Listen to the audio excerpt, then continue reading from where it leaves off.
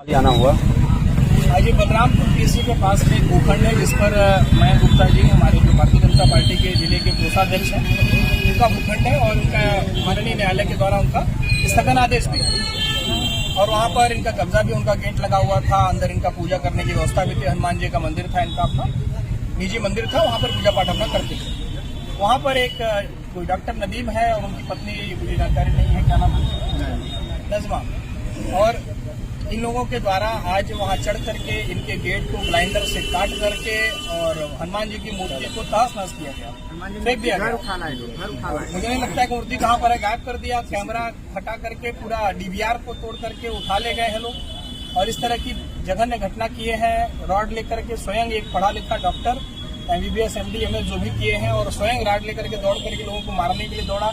इन पे प्राणघातक हमला हुआ तो इन्होंने CO महोदय को कॉल करके और कोतवाल को कॉल करके सूचना दिया, मुझे सूचना दिया, तो सभी अधिकारियों को भी लगाया गया उसमें। और उसके बाद मौके पर पुलिस ने पहुंच करके वहां पर शांति व्यवस्था कायम किया।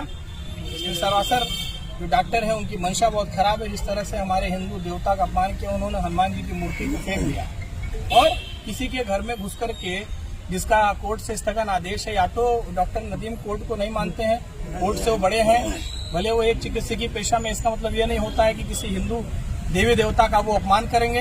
और इसके नाते आज भारतीय जनता पार्टी के सारे लोग यहाँ उपस्थित और आकर के मयंक गुप्ता जी की तरफ से तहरीर उसमें दी गई है और सभी लोगों ने वार्ता का प्रयास भी किया। इसके कारण ये इनका भी कोई लोअर कोर्ट से आदेश उन्होंने कराया हुआ है, जबकि मयंक गुप्ता जी का आदेश जो है सिविल जज सीनियर डिवीजन का है, इनका अवर खंड से आदेश है। मयंक गुप्ता जी का सीनियर अथॉरिटी से आदेश भी है, लेकिन फिर भी हम लोगों ने एक शांति व्यवस्था के नाते, क्योंकि भारतीय जनता पार्टी का कार्यकर्ता शांति प्रिय होता है, तो हम लोगों ने मयंक जी को समझाया है कि जब तक कोर्ट का कोई अग्रिम आदेश न आ जाए तब तक प्रशासन अपनी कार्रवाई करे।